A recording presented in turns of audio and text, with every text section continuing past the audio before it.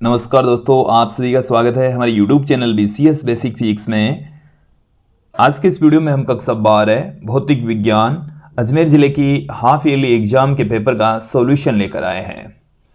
हम आपको बता दें, हाफ ईयरली एग्जाम में 60% सिलेबस पर आधारित पेपर बनेगा और 34 मार्क्स का पेपर होगा। अब ये जो पेपर है ये भी 34 मार्क्स का ही है। इसी पैटर्न पर आधारित ही अन्य जिलों के पेपर भी होंगे। अन्य जिलों में भी इसी प्रकार का ही पेपर आने वाला है। तो अजमेर ज़िले के विद्यार्थी अपने आंसर की जांच कर लीजिए। अन्य जिलों के जो विद्यार्थी हैं वो इस पेपर का सॉल्यूशन देखकर अपने ज़िले में आने वाले फिजिक्स के पेपर का आकलन लगा सकते हैं। सेम टू सेम ये पेपर नहीं आएगा, बट इसी पैटर्न पर आधारित पेपर आने वाला है। पहला क्वेश्चन देखिए कि विद्युत ध्रुव के कारण से उसके विषुवतीय तल पर स्थित बिंदु पर विद्युत क्षेत्र का परिमाण होता है। विषुवतीय तल का मतलब होता है निरक्षीय रेखा, और निरक्ष के ऊपर विद्युत क्षेत्र की तीव्रता होती है Kp/r³। तो इसमें ब ऑप्शन सही होगा, इसका सॉल्यूशन होगा ब। फिर आप इसके सेकंड क्वेश्चन की ओर चलते हैं। सेकंड क्वेश्चन में हमें पूछा है निर्वात की विद्युतशीलता ε0 का SI मात्रक होता है। तो देखिए इसका मात्रक होता है कूलम स्क्वायर प्रति न्यूटन इंटू मीटर स्क्वायर। तो इसमें द ऑप्शन सही होगा, इसका सॉल्यूशन होगा द। अगले क्वेश्चन की ओर बढ़ते हैं। तीसरा क्वेश्चन देखिए, हमें आवेश दे रखा 4 × 10⁻⁻9 कूलम। आवेश के कारण से इससे 9 × 10⁻⁻2 मीटर दूरी पर स्थित किसी बिंदु पर विद्युत विभव, ये हमें Q दे रखा है, ये हमें R दे रखा है, और किसी बिंदु आवेश के कारण से जो विद्युत विभव का फॉर्मूला होता है वो KQ/R होता है।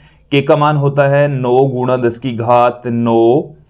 Q का मान यहाँ पर हमें दे रखा है 4 × 10⁻⁻9, और R की वैल्यू हमें 9 × 10⁻⁻2 दे रखा है। 9 से ये 9 कैंसिल हो गया, ये 10⁻⁻9 से 10⁻+2 कैंसिल हो गई। ये 10⁻−2 जब बट्टे से ऊपर जाएगी तो 10⁻+2 हो जाएगी, और 10⁻+2 होने का मतलब है 400। इसका आंसर आ जाएगा 400 वोल्ट। तो इसमें ए ऑप्शन सही होगा। अगले क्वेश्चन की ओर चलते हैं। चौथा क्वेश्चन देखिए कि आवेशित संधारित्र में संग्रहित ऊर्जा से संबंधित सूत्र नहीं है। तो देखिए किसी संधारित्र की प्लेटों के मध्य संचित ऊर्जा Q²/2C, ये सूत्र सही है। 1/2C×V², ये फॉर्मूला भी सही है, ये फॉर्मूला भी सही है। सूत्र सही नहीं है, तो ये वाला फॉर्मूला सही नहीं है, इसलिए ऑप्शन इसमें बी आएगा, ब इसका सॉल्यूशन होगा। अब देखिए अगला जो हमारा क्वेश्चन है वो है कार्बन प्रतिरोध से रिलेटेड। हमें इस पर 4 भिन्न रंगों की पट्टियां दे रखी है, पीले, बैंगनी, भूरे और सुनहरे रंग की। तो इस टेबल को देखकर हम इस कार्बन प्रतिरोध की वैल्यू फाइंड आउट करेंगे।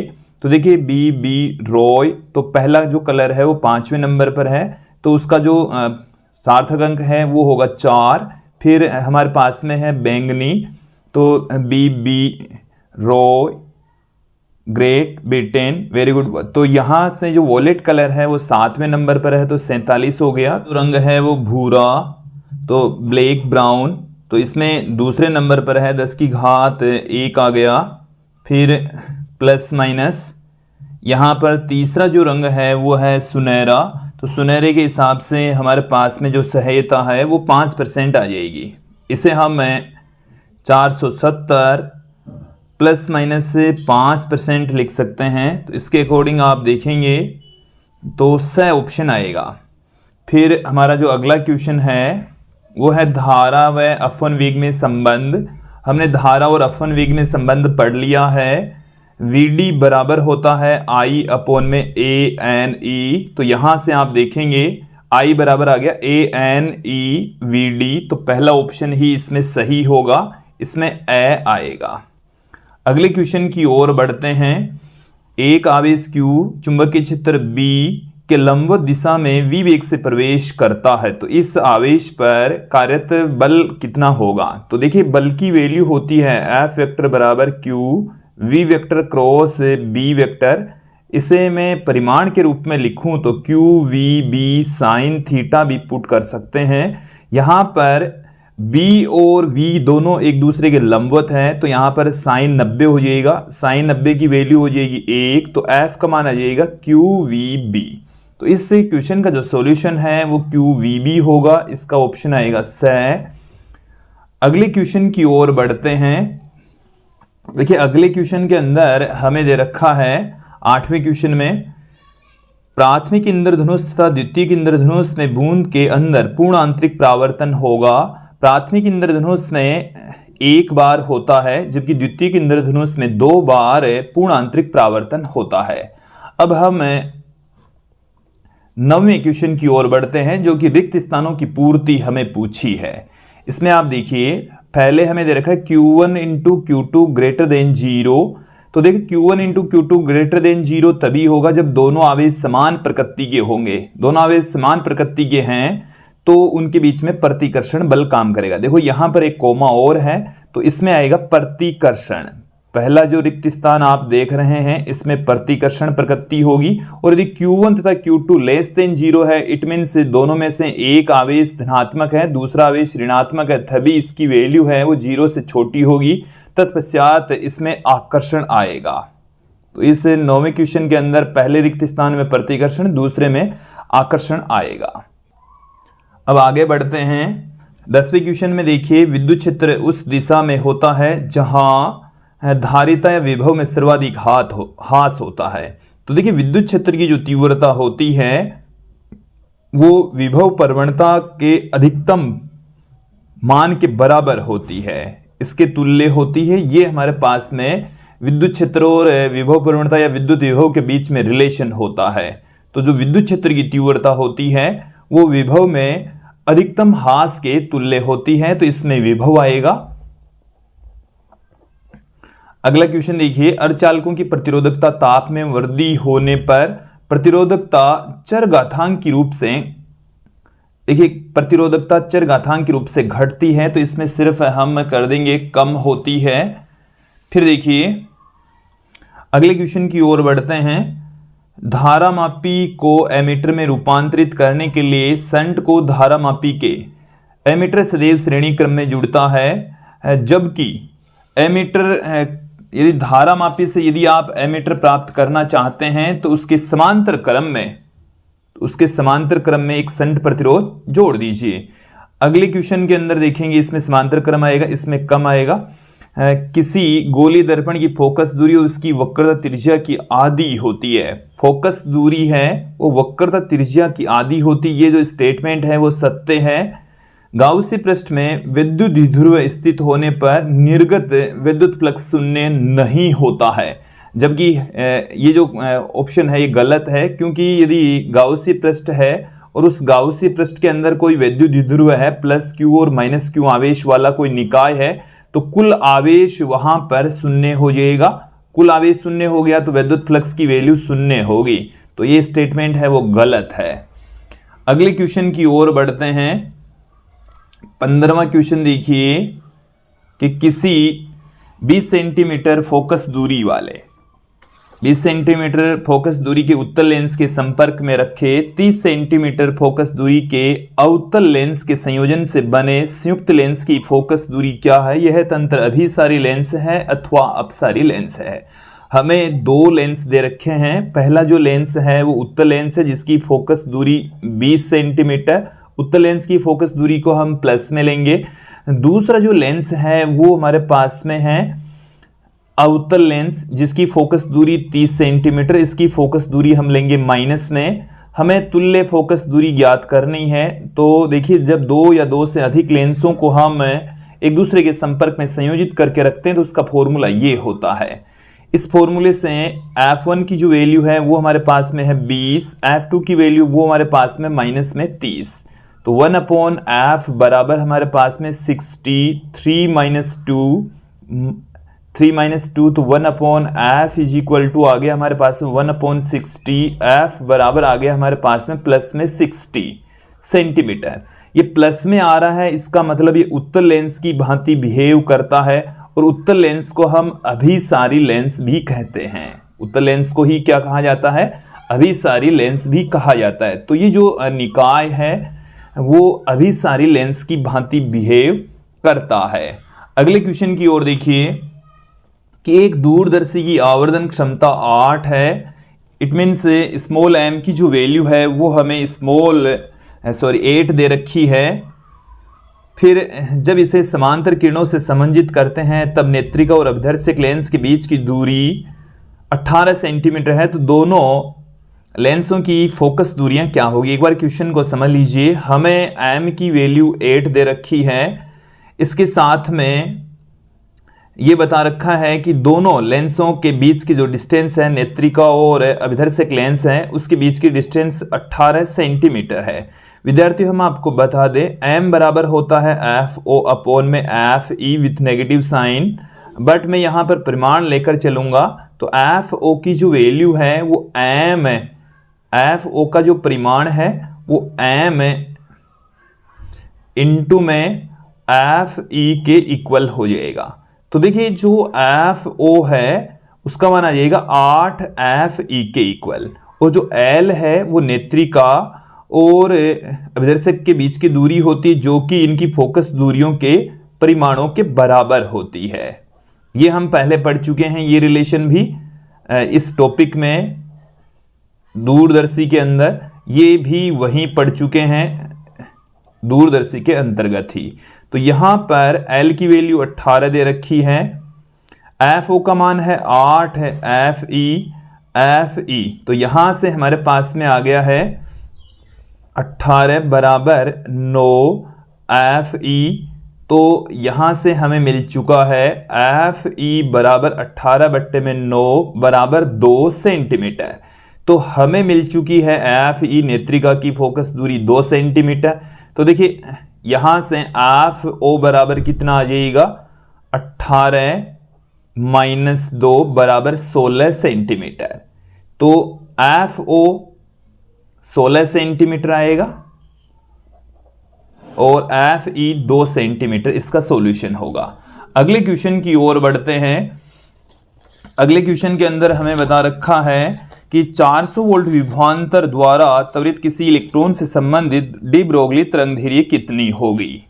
तो देखिए 17वें क्वेश्चन के अंदर देखिए कि हमें वोल्टेज दे रखा है 400 वोल्ट, डी ब्रोगली तरंगधैर्घ्य फाइंड आउट करनी है। लेमड़ा बराबर हम जानते हैं 12.27 एंगस्ट्रॉम बट्टे में अंडरूड वी होता है।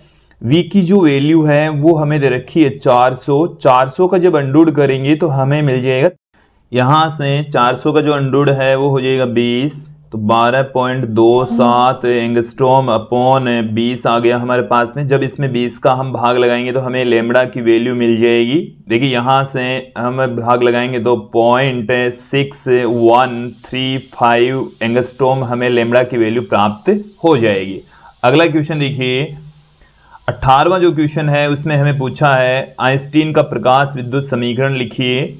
प्रकाश विद्युत धारा तथा आपतित प्रकाश की तीव्रता के मध्य ग्राफ बनाइए। देखिए ए पार्ट में हमें आइंस्टीन की प्रकाश विद्युत समीकरण पुट करनी है, जो कि K मैक्सिमम बराबर half mv maximum square equal to EV naught equal to h nu minus nu naught की फॉर्म में लिखी जा सकती है। वैसे तो प्रकाश विद्युत समीकरण को हम यहाँ से लेकर यहाँ तक पुट कर सकते हैं। तो ये प्रकाश विद्युत समीकरण है। V नॉट निरोधी विभव है, H प्लांक नीतांक है, न्यू फोटोन की आवृत्ति है, न्यू नॉट दहली आवृत्ति है। इसके सेकंड पार्ट को देखिए।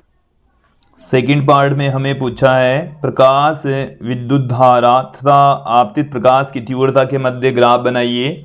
तो देखिए प्रकाश विद्युत धारा आपतित प्रकाश की तीव्रता के समानुपाती होती है, अर्थात आपतित प्रकाश की तीव्रता फोटोनों की संख्या बढ़ाने पर उत्सर्जित इलेक्ट्रॉनों की संख्या बढ़ जाएगी, जिससे प्रकाश विद्युत धारा का मान बढ़ जाएगा। तो एक तरफ हम प्रकाश विद्युत धारा लेंगे, दूसरी तरफ हम प्रकाश की तीव्रता लेंगे, तो इस प्रकार का एक समानुपातिक रूप से ग्राफ हमें प्राप्त होने वाला है। 19वें क्वेश्चन को देखिए। परिभाषित कीजिए निरोधी विभव तथा कार्यफलन को हमें परिभाषित करना है। तो सबसे पहले देखिए निरोधी विभव की डेफिनेशन, ऋणात्मक विभव का वह मान जिस पर प्रकाश विद्युत धारा शून्य हो जाती है निरोधी विभव या अंतक विभव कहलाता है। इसे कैपिटल V नोट से प्रदर्शित करते हैं। सेकंड पार्ट में हमें कार्यफलन की डेफिनेशन पूछी है। तो कार्यफलन की डेफिनेशन होती है कि किसी धातु के पृष्ठ से इलेक्ट्रॉनों को बाहर निकालने के लिए आवश्यक न्यूनतम ऊर्जा कार्यफलन, इसे हम दहली ऊर्जा भी कहते हैं। इसको फाई नोट से प्रदर्शित करते हैं। Phi naught equal to h nu naught लिखा जा सकता है, जहां एच प्लांक नीतांक होता है जिसकी value 6.62 into 10⁻34 joule into second होती है, और जो न्यू नोट है वो यहाँ पर दहली आवर्ती है। अगले क्वेश्चन की ओर बढ़ते हैं। अगला जो हमारा क्वेश्चन है वो है कि एक समांतर प्लेट संधारित्र को प्लेटों के बीच के पराविद्युतांक का माध्यम यदि भर दी जाए तो इसकी धारिता का व्यंजक क्या होगा, आवश्यक चित्र भी बनाइए। हमने एक समांतर प्लेट संधारित्र लिया है। इसकी एक प्लेट पर धनावेश हैं, दूसरी प्लेट के ऊपर ऋणावेश हैं। इसके अंदर हमने यहाँ पर कोई के पराविद्युतांक वाला कोई पराविद्युत माध्यम हमने यहाँ पर भर दिया है। तो देखिए एक समांतर प्लेट संधारित्र है जिसकी प्लेटों के मध्य के पराविद्युतांक का माध्यम भरा हुआ है। संधारित्र की प्लेटों के मध्य की दूरी d है। प्रत्येक प्लेट का जो क्षेत्रफल है वो a है। प्रत्येक प्लेट का जो क्षेत्रफल है वो a है। तो देखिए निर्वात में यदि संधारित्र की प्लेटों के मध्य हम इलेक्ट्रिक फील्ड फाइंड आउट करें तो एक प्लेट की वजह से होती है सिग्मा अपॉन 2 एप्सिलॉन नॉट, दूसरी प्लेट की वजह से सिग्मा अपॉन 2 एप्सिलॉन नॉट, और कुल मिलाकर निर्वात में जो विद्युत क्षेत्र की तीव्रता आएगी वो सिग्मा अपॉन एप्सिलॉन नॉट आएगी। तो इसे हम sigma upon epsilon not put कर सकते हैं। और ये जो पराविद्युत माध्यम है यदि नहीं होता तब निर्वात की उपस्थिति में जो पृष्ठीय आवेश घनत्व सिग्मा है वो Q अपॉन में A के इक्वल होगा। तो यहां से हमारे पास में आ गया है E naught equal to sigma upon epsilon naught Q upon में A एप्सिलॉन नॉट। और देखिए उस स्थिति में विभव होता है V नोट बराबर E0 या E नोट D। इसे हम Q A अपॉन में A एप्सिलॉन नॉट D भी पुट कर सकते हैं। अब देखिए निर्वात में जो धारिता है, निर्वात की जो धारिता है C बराबर होता है Q अपॉन में V नोट। तो यहां पर C नोट बराबर Q अपॉन में V नोट। तो यहां से इस V नोट की वैल्यू यदि मैं यहां पर पुट कर दूं तो V नोट की वैल्यू हमारे पास में है Q अपॉन में A एप्सिलॉन नोट D। तो यहां से आप देखेंगे कि ये जो D है वो यहां पर आएगा। तो ये जो D है वो यहां पर आएगा, A एप्सिलॉन नोट ऊपर चला जाएगा तो A एप्सिलॉन नोट अपॉन में D निर्वात में किसी संधारित्र की धारिता आ चुकी है। यदि हम पराविद्युत माध्यम भर दें तो विद्युत क्षेत्र हो जाएगा सिग्मा अपॉन में एप्सिलॉन। इस विद्युत क्षेत्र को हम sigma minus sigma P upon में एप्सिलॉन नोट भी लिख सकते हैं, जहां सिग्मा P जो पराविद्युत माध्यम है उसके पृष्ठ पर पृष्ठीय आवेश घनत्व है। देखिए इस स्थिति में जो धारिता है वो A एप्सिलॉन अपॉन में D हो जाएगी। एप्सिलॉन नोट के स्थान पर यहाँ पर माध्यम की विद्युतशीलता एप्सिलॉन ही रह जाएगी। अब मैं माध्यम की विद्युतशीलता तथा निर्वात की विद्युतशीलता के मध्य यदि हम रेशियो फाइंड आउट करें तो A epsilon upon D, A epsilon naught upon D, A से A कैंसिल हो जाएगा, D से D कैंसिल हो जाएगा, C एप्सिलॉन अपॉन में एप्सिलॉन नोट। इस एप्सिलॉन के स्थान पर एप्सिलॉन नोट के पुट कर सकते हैं। तो यहाँ से एप्सिलॉन नोट से एप्सिलॉन नोट कैंसिल हो जाएगा, C बराबर आ जाएगा C नोट के, ये रिलेशन आ जाएगा। तो देखिए निर्वात में जो धारिता होती है वो A epsilon naught upon D, और माध्यम में संधारित्र की प्लेटों के मध्य धारिता A epsilon naught upon D, जिसे हम A epsilon note epsilon R upon D, जहां ये जो एप्सिलॉन R है वो यहां पर कैसे लिखा जा रहा है। तो ये हमारे पास में जब संधारित्र की प्लेटों के मध्य माध्यम भरा हो तब धारिता का फॉर्मूला आ जाएगा, सूत्र आ जाएगा। अगले क्वेश्चन के अंदर हमें 21वें क्वेश्चन में पूछा है एम्पीयर का परिपथीय नियम लिखिए। अनंत लंबाई के सीधे धारावाही चालक तार के कारण से स्मॉल r दूरी पर चुंबकीय क्षेत्र का व्यंजक स्थापित कीजिए। आवश्यक चित्र भी बनाइए। तो देखिए सबसे पहले तो हम बात करते हैं एम्पीयर के परिपथीय नियम की। तो एम्पीयर ये कहता है कि किसी बंद वक्र से संबंधित चुंबकीय क्षेत्र का रेखा समाकलन बंद वक्र से गुजरने वाली धाराओं के बीजगणितीय योग का म्यू 0 गुणा होता है। इसको हम मैथमेटिकल फॉर्म में इस तरीके से पुट कर सकते हैं, B vector dot dl vector का बंद रेखा समाकलन equal to mu 0 summation I. तो देखो ये यहाँ पर चुंबकीय क्षेत्र का बंद रेखा समाकलन है और ये जो समेशन आई है वो है धाराओं का बीजगणितीय योग। अब देखिए इसमें हमें अनंत लंबाई के सीधे धारावाही चालक तार के कारण से मैग्नेटिक फील्ड पूछी है। ये हमारे पास में एक सीधा तार है जिसमें से कैपिटल आई धारा प्रवाहित हो रही है और इसके किसी बिंदु से स्मॉल आर दूरी पर एक पॉइंट पी स्थित है जहां पर हमारे को magnetic field intensity find out करनी है। इसके लिए हम बिंदु पी से गुजरने वाले एक एम्पियर के बंद वक्र की परिकल्पना करेंगे। तो ये जो आप देख रहे हैं एक वृत्ताकार पथ है, इसे हम एम्पियर का बंद वक्र कहेंगे। तो देखिए ये हमारे पास में है, माना अनंत लंबाई का सीधा धारावाही तार है जिसके बिंदु ओ से स्मॉल आर दूरी पर बिंदु पी स्थित है जिस पर हमें चुंबकीय क्षेत्र की तीव्रता ज्ञात करनी है। इसमें से कैपिटल आई धारा प्रवाहित हो रही है। इसके लिए हम बिंदु पी से गुजरने वाले एम्पियर के बंद वक्र का निर्माण करते हैं। तो ये जो बंद वक्र हमने बनाया है वो बिंदु पी से होकर गुजर रहा है।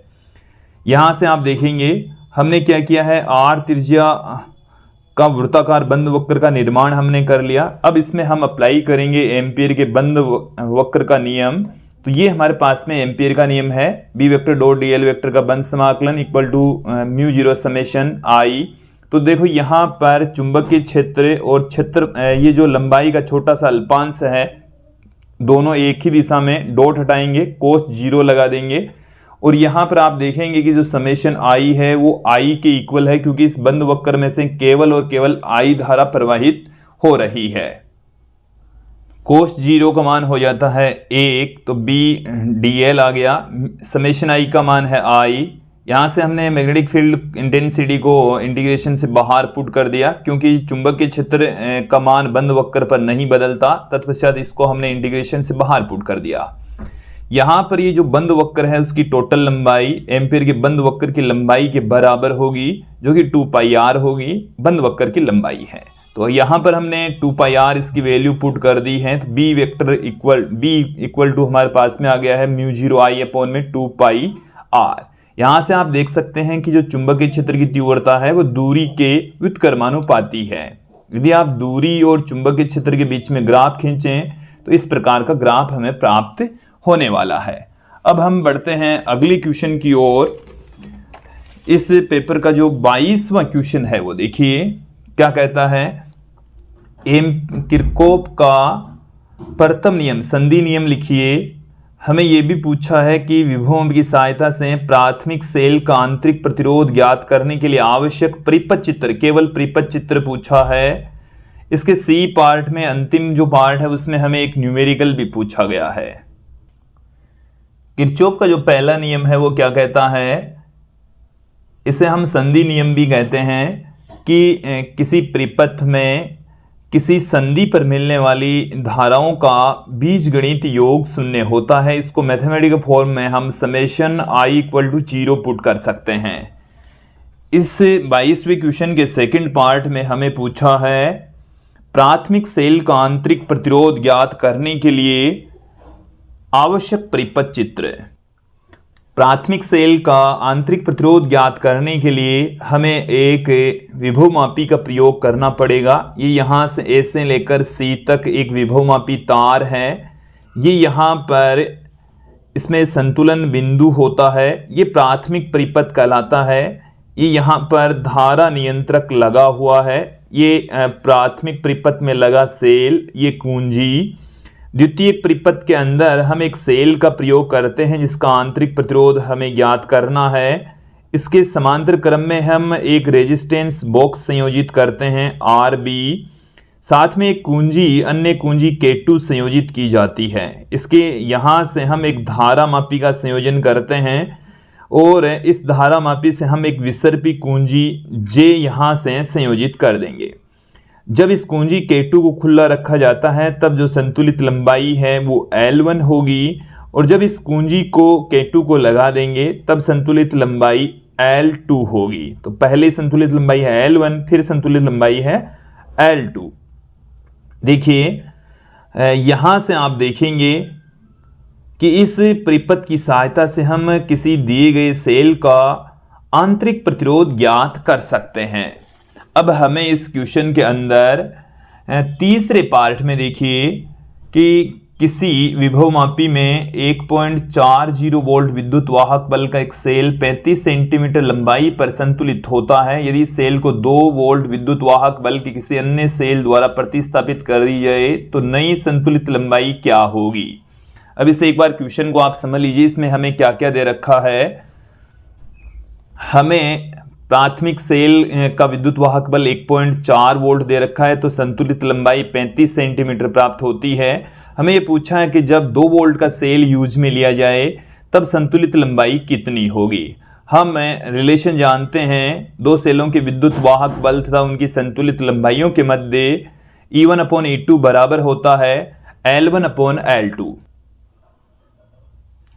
तो देखिए यहाँ पर ये हमारे पास में है E1/E2 बराबर L1/L2। E1 की वैल्यू है 1.4, E2 हमारे पास में है 2, L1 है 35, L2 है L2 जो ज्ञात करना है। तो इधर से L2, इधर इसको हमने मल्टीप्लाई कर दिया, क्रॉस मल्टीप्लाई, तो ये आ गया। इसको इससे गुणा करेंगे 70, पॉइंट हटाएंगे 2 संख्या पहले तो 700 हो गया, 1 0 से 1 0 कैंसिल हो गया। कैलकुलेट करोगे तो 50 सेंटीमीटर हमें प्राप्त होने वाला है। तो ये जो क्वेश्चन है इसका सॉल्यूशन आएगा, संतुलित लंबाई हमें 50 सेंटीमीटर पर प्राप्त होने वाली है। अब देखिए इस पेपर का अंतिम जो क्वेश्चन है वो आप लोगों के सामने 23वां क्वेश्चन देखिए। हमें एक तो लेंस सूत्र फाइंड आउट करना है। बिंब दूरी, प्रतिबिंब दूरी तथा फोकस दूरी के मध्य एक हमें lens maker formula find out करना है। मैं यहां पर आपको लेंस मेकर फॉर्मूला आपके सामने रख देता हूं, बता देता हूं। 23वें क्वेश्चन में हमें पूर्ण आंतरिक परावर्तन के लिए आवश्यक 2 शर्तें भी पूछी है। तो शर्तें देख लीजिए। प्रकाश सघन माध्यम से विरल माध्यम की ओर जाना चाहिए। सेकंड जो शर्त है वह है सघन माध्यम में प्रकाश का अपवर्तन क्रांति कोण से अधिक कोण पर होना चाहिए। आपतन होना चाहिए यहाँ पर, जो प्रकाश का आपतन है वो क्रांति कोण से अधिक कोण पर होना चाहिए। तो ये हमारे पास में वस्तु O है और इसमें हमने एक लेंस यूज में लिया है जिसका अपवर्तनांक N2, इसे N1 अपवर्तनांक वाले माध्यम में रखा है, तो इससे हमें प्रतिबिंब I प्राप्त होता है। तो देखिए यहाँ पर हमने इसकी थोड़ी सी लैंग्वेज भी पुट की है। माना एक N2 अपवर्तनांक वाले उत्तल लेंस को N1 अपवर्तनांक वाले माध्यम में रखा गया है जिसकी वक्रता त्रिज्याएं, इस वक्र पृष्ठ की जो वक्रता त्रिज्या है वो है R1, इसका ये है वक्रता केंद्र, इसके इस वक्र पृष्ठ की वक्रता त्रिज्या है R2, वक्रता केंद्र हमने यहां पर C2 दिखा दिया है। लेंस से कुछ दूरी पर वस्तु O रखी गई है जिसका पृष्ठ ABC द्वारा, देखिए हम क्या करते हैं इस लेंस को 2 टुकड़ों में तोड़ लेंगे। एक तो इस वक्र पृष्ठ से इसका प्रतिबिंब I1 पर बनेगा, फिर ये जो I1 इस पृष्ठ के द्वारा प्रतिबिंब बनेगा वो इस पृष्ठ के लिए आभासी बिंब का काम करेगा। तो ये जो पृष्ठ है ADC, इस पृष्ठ के द्वारा इस I1 का जो प्रतिबिंब है वो I पर हमें प्राप्त होने वाला है। तो देखिए यहां पर आप देखेंगे डायग्राम एक बार समझ लीजिए कि इस पृष्ठ के द्वारा जो O है उसका प्रतिबिंब I1 पर बनता है, जो पृष्ठ ADC के लिए आभासी बिंब का काम करेगा। इस पृष्ठ के लिए किसका काम करेगा, I1 है वो आभासी बिंब का काम करेगा। पृष्ठ ADC के द्वारा अंतिम जो प्रतिबिंब है वो I पर बनता है। अब देखिए यहां पर हम गोलीय पृष्ठ द्वारा अपवर्तन का सूत्र लागू करेंगे इस डायग्राम पर। कि देखिए गोलीय पृष्ठ द्वारा अपवर्तन का फॉर्मूला होता है N2/V - N1/U बराबर N2 - N1/R। तो इसके लिए इस पृष्ठ के लिए हम लागू करेंगे तो इधर वाले माध्यम का अपवर्तनांक N2 अपॉन प्रतिबिंब दूरी, तो इसको मैं BI1 से पुट कर दूं, फिर माइनस में इधर वाले माध्यम का अपवर्तनांक N1 बटे में बिंब दूरी जो कि OB है, इसको मैं U से ही पुट कर देता हूं। बराबर में आ जाएगा इधर वाले माध्यम का अपवर्तनांक माइनस इधर वाले माध्यम का अपवर्तनांक बट्टे में वक्र त्रिज्या जो कि R1 के इक्वल है। इस पृष्ठ के लिए क्या होगा, ये जो I1 है वो आभासी बिंब का काम करेगा, अंतिम प्रतिबिंब I पर बनेगा। इस पृष्ठ की जो वक्र त्रिज्या है वो R2 है। तो यहां से आप देखिए इधर वाले माध्यम का अपवर्तनांक हमारे पास में हो गया N1 अपॉन है प्रतिबिंब दूरी। तो यहां से प्रतिबिंब दूरी D से लेकर I तक होगी, जिसको हम V भी पुट कर सकते हैं, माइनस में इधर वाले माध्यम का अपवर्तनांक बट्टे में बिंब दूरी। तो D से लेकर I1 तक हम पुट कर देंगे, बराबर इधर वाले माध्यम का अपवर्तनांक माइनस इधर वाले माध्यम का अपवर्तनांक अपॉन वक्रता त्रिज्या। तो ये इस पृष्ठ के लिए और ये इस पृष्ठ के लिए हमने गोलीय पृष्ठ द्वारा अपवर्तन के फॉर्मूले आपके सामने पुट कर दिए हैं। देखिए इन्हीं से ही हमारे पास में लेंस मेकर फॉर्मूला प्राप्त होने वाला है। ये दोनों इक्वेशन अभी मैंने पुट कर दी। इनमें हम BI1 और DI1 दोनों को हम लगभग इक्वल पुट कर देंगे। तो इसमें जब DI1 के स्थान पर BI1 पुट कर देंगे तो इक्वेशन नंबर 2 इक्वेशन नंबर 3 की भांति हो जाएगी। अब हम इक्वेशन नंबर 1 इस वाली इक्वेशन और इस वाली इक्वेशन को जोड़ देते हैं। तो देखिए इनकी जो लेफ्ट हैंड साइड है वो हमारे पास में ये है, राइट हैंड साइड ये है। और जब यहाँ से ये दोनों तो कट जाएंगे, इन दोनों में से हम N1 कॉमन ले लेंगे तो ये बच गया हमारे पास में। इधर से हम R1 R2 ऊपर वाली जो पद हैं वो कॉमन ले लेंगे तो ये बच गया हमारे पास में। तो देन देखिए मैं फाइनली हमारे पास में इसका जो सॉल्यूशन है वो क्या मिलने वाला है, 1/f बराबर 1/v माइनस 1/u जानते हैं। तो इसकी जगह 1/f आ जाएगा। N1 का हमने इधर भाग लगा दिया, तो देखिए N1 का इसमें भाग लगेगा तो ये आ गया N2 अपॉन में N1। इसे हम N21 भी पुट कर सकते हैं। N1 अपॉन N1 से ये 1 हो जाएगा। यही लेंस मेकर फॉर्मूला है जो कि 1/f equal to N21 minus 1 into 1/R1 minus 1/R2 की इक्वल होगा। तो दोस्तों ये था अजमेर जिले में जो हाफ ईयरली एग्जाम लगी है उसके पेपर का सॉल्यूशन आपको अच्छे से समझ में आ गया होगा। देखिए इन टॉपिकों का यदि विस्तृत हल आपको देखना है तो आप हमारे YouTube चैनल के वीडियोज में जाकर इनका सॉल्यूशन देख सकते हैं। नोट्स की भी हेल्प लेकर इनका सॉल्यूशन फाइंड आउट कर सकते हैं। आपके ज़िले में भी उम्मीद है कि इसी पैटर्न पर ही आधारित पेपर होना चाहिए। एज इट इज ये तो नहीं होगा, बट इसी पैटर्न पर आधारित ही पेपर होने वाला है। आज के इस वीडियो में इतना ही।